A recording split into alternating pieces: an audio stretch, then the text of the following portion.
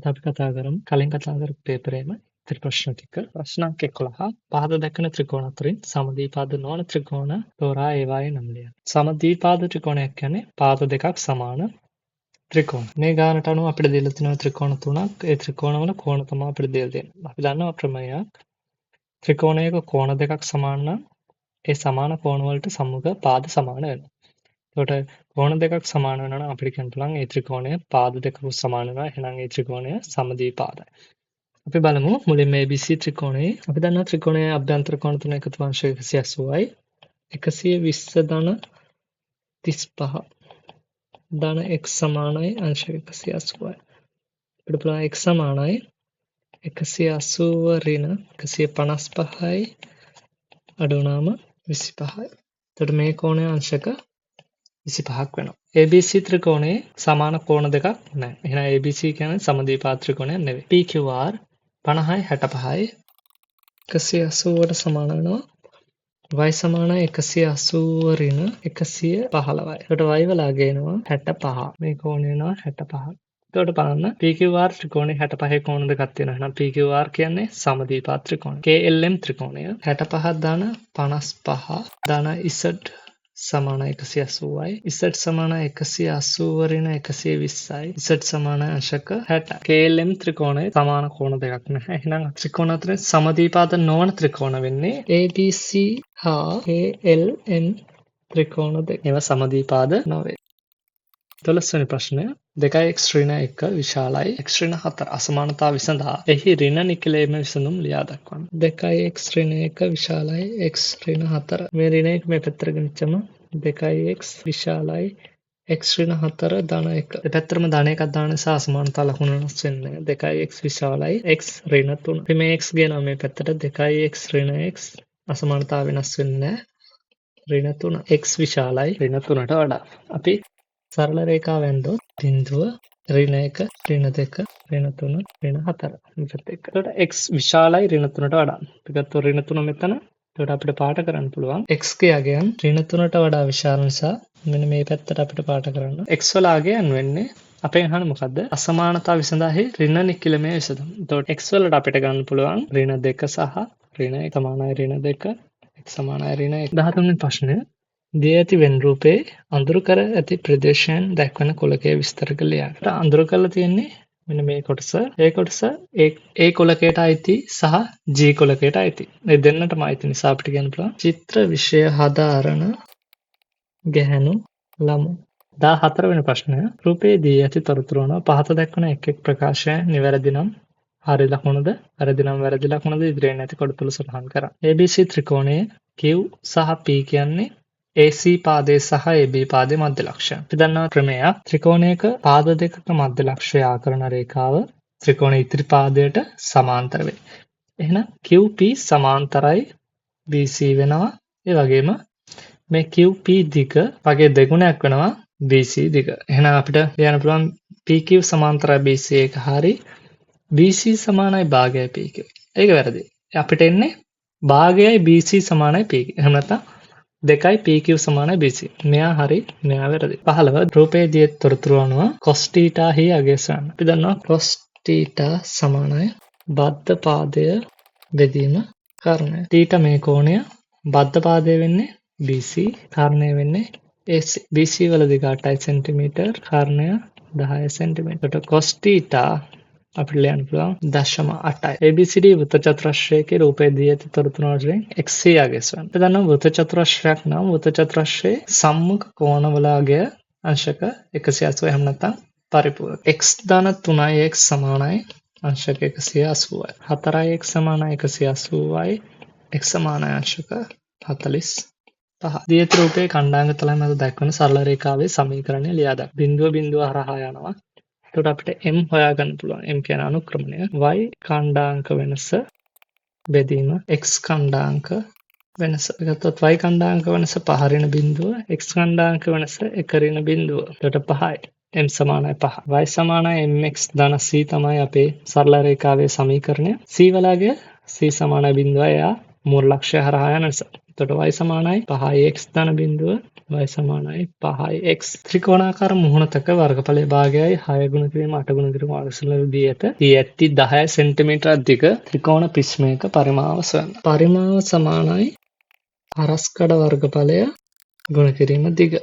අපිට ගන්න පුළුවන් භාගය ගුණ කිරීම 6 වරක් 8 වරක් ගුණ කිරීම 10. කැපිලා ගියාම 3යි 3 වරක් 8 24යි 240යි ඝන සෙන්ටිමීටර්. රූපයේ දක්වන කේන්ද්‍රය වන වෘත්තයේ AB යන ජායකි. AB හි මධ්‍ය ලක්ෂ්‍ය C වේ දිය තොරතුරු යන x යාගේ ගන්න. AB කියන්නේ ජායක් නම් C කියන්නේ මධ්‍ය ලක්ෂ්‍ය නම් අපි දන්නවා O කියන්නේ කේන්ද්‍රය. ජායේ මධ්‍ය ලක්ෂ්‍යයේ සිට කේන්ද්‍රයට ඇඳ රේඛාව ජායට ලම්බක වේ. එහෙනම් මේ කෝණාංශක 90යි.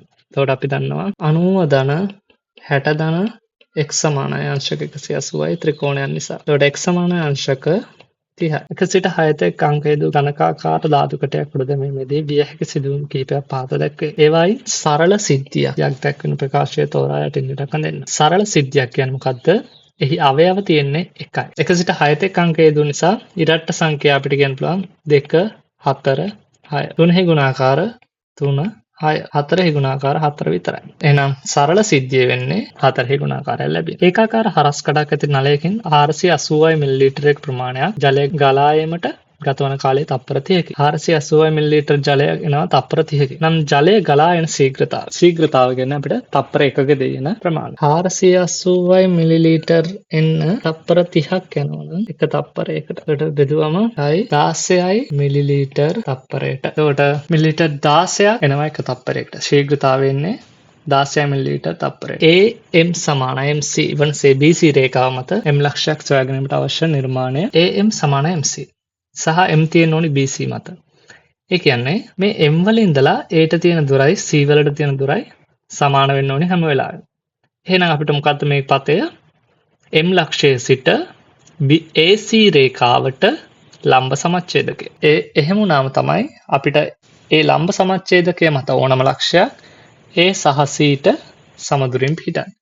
එතකොට අපිට පුළුවන් AC රේඛාවට ලම්බ සමච්ඡේදකයක් අඳින්න. A ලක්ෂයේ තියෙන ඡාපයක් අඳිනවා මේ විදිහට. ආයි මේ පැත්තෙන් ඡාපයක් අඳිනවා මේ විදිහට. C ලක්ෂයේ තියලා ආයි ඡාපයක් අඳිනවා එයා කැපෙන විදිහට. මෙන්න මේ විදිහට. ඊළඟට මේ දෙන්න යා කරනවා.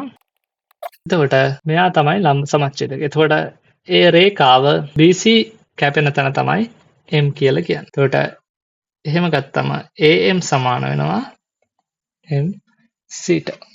විසඳන්න. 4 බෙදීම 5x මයිනස් 3 බෙදීම 5x සමානයි 1 බෙදීම 10. 4 5x ඍණ 3 බෙදීම 5x සමානයි 1 බෙදීම 10. පොදු හරය විදිහට 5x ගත්තොත් 4 ඍණ 3 බෙදීම 10. 4න් 3ක් 1යි 5x සමානයි 1 බෙදීම 10.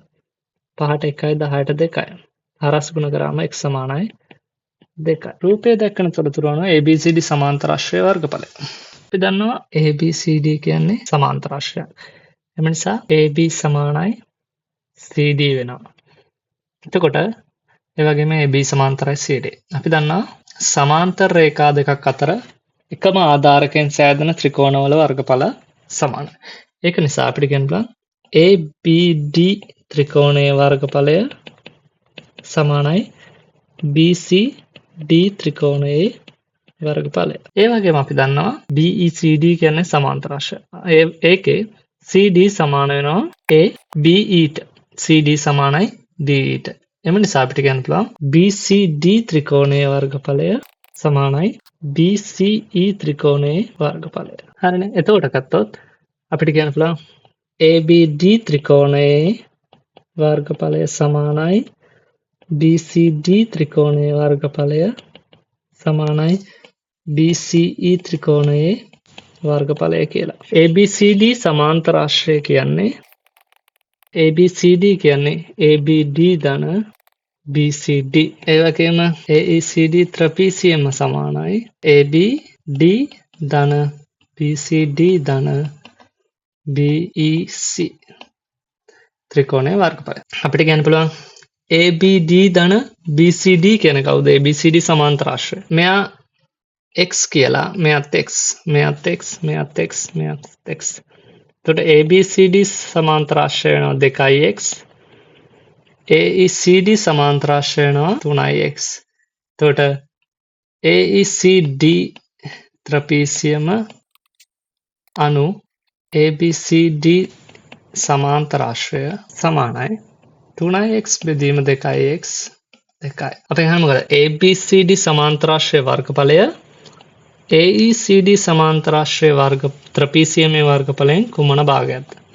එතකොට අපිට කියන්න පුළුවන් ABCD සමානයි 2න් 3යි AECD ත්‍රපීසියම.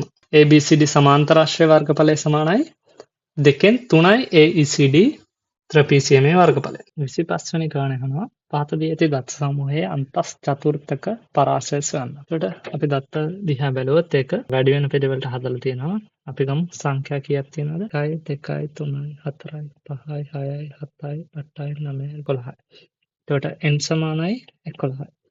අන්තස් චතුර්ථක පරාසය කියන්නේ සමානයි Q3 ඍණ Q1. තුන්වන චතුර්ථකය අඩු කිරීම Q1. එතකොට Q3 සමානයි 4න් 3යි n ධන 1 ස්ථානය. එතකොට n කියන්නේ 11යි 3 ගුණ කිරීම 11 1යි 12 බෙදීම 4 1යි 3යි 9 වන ස්ථානය. 9 වන ස්ථානයේ ඉන්නේ කවුද බලන්න? 9 වන ස්ථානයේ ඉන්නේ 12. Q3. ඊළඟට Q1 කියන්නේ 4න් 1යි n ධන 1 12 බෙදීම 4. ඒ කියන්නේ 3 ස්ථානය. 1 2 3 5. අන්තස් චතුර්ථක පරාසය Q3 minus Q1. Q3 සමානයි 12යි Q1 සමානයි 5යි. ඒකට එනවා 7යි කියලා.